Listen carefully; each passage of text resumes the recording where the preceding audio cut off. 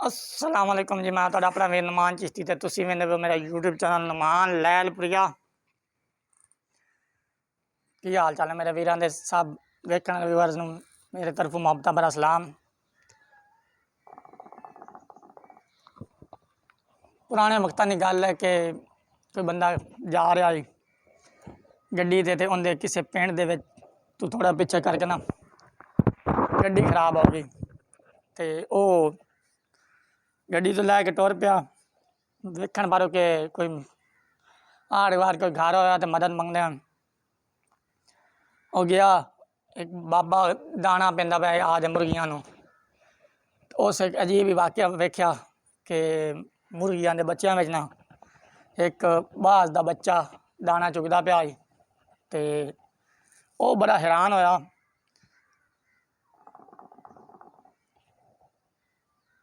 रह ना सकिया कि पुछे बगैर रह ना सकिया। तो उस ना बाबे को पूछा भाई बाबा जी ये की है भाई बाज तो पहाड़ा च रहिंदा है मुर्गियां के बच्चों नाल दाना चुगदा पिया इनकी की वजह है की वजूहत हैं।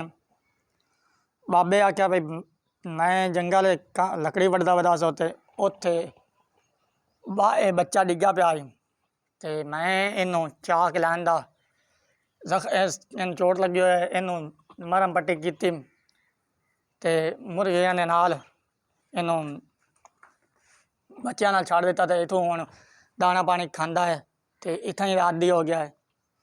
ते उस आख्या बाबे को क्या बाबा जी एक तुसी मेहरबानी करो भी बाज का बच्चा मैनू नहीं देंदे ने। ते उस बाबे उन्होंने आख्या चलो गिफ्ट समझ के लै जा और लै गया। वो बच्चा काफ़ी वड्डा यानी कि बाज बनया वदा दाना पानी खा खू के ते लैके चला गया और रोज़ उस बाज के बच्चे नूं पहाड़ लैके जावे पहाड़ां ते उड़ावे आखे तू बाज है तेरा काम उड़ना आसमान तो उड़ना है उड़ सट्टे वो थल्ले डेग पवे ना उड़े।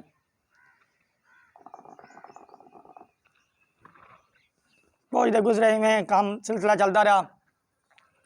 खीर एक दिन उस उच्ची पहाड़ी ते लै गया बाज के बच्चे नूं ते उत्तों सट्टन तो पहले उन्होंने कहा भाई तू बाज है उड़ना तेरा काम है ते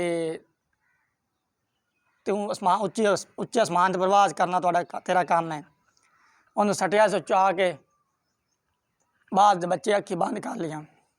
जो अखी बंद करते तो कोई पहाड़ी का सफर तय होया तो उस अखा खोलिया ना थल बहुत ही गहरी पहाड़ी आई खाई आई उस पार मारने शुरू कर देते। कुछ ही देर वेख्या उस ते दूसरा पार मारने शुरू किया तो बैलेंस किया अपने आप को उड़न लग पाया। उड़दा उड़दा उत्ता आसमान की बुलंदियां तो चला गया उत्ता खलो उड़दा होया चीका मारन लग पाया। खुश होया कि मैनू इस उड़ान दी है पार दिते सो। तो उस मालिक ने हेठू खलो के आख्या ये तेरा धर्म आई उड़ना मैं तो सिर्फ तेरी पहचान करवाई है कि तेरे आज तेरे विच खूबियां ना तेरिया क्वालिटियां उड़ना तेरा काम आई तेन सिर्फ वो क्वालिटियां ज़ाहिर कराइया। तो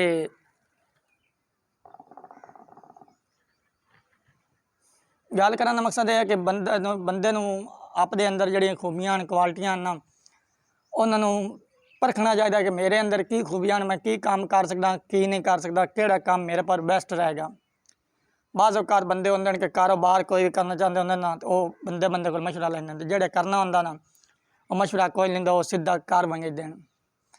तो अपने अंदर जड़ियाँ खूबियां उन्होंने ज़ाहिर करो उन्होंने परखो कि मेरे अंदर यह खूबियां आए मैं काम कर सकदा तो मैं बिल्कुल बहुत ही अच्छा काम कर सकदा।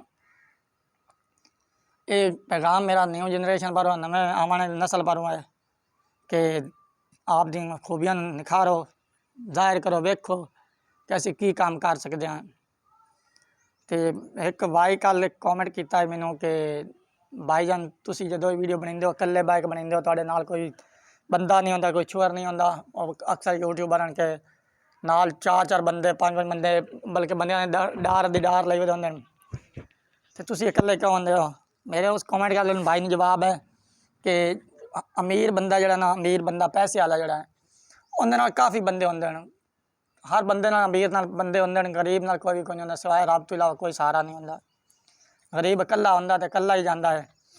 ਤੇ ਇਹ ਕਮੈਂਟ ਕਰਕੇ ਤੁਸੀਂ ਦੁਖੀ ਕਰ ਦਿੱਤਾ ਮੈਨੂੰ। ਅੱਲਾ ਹਾਫਿਜ਼।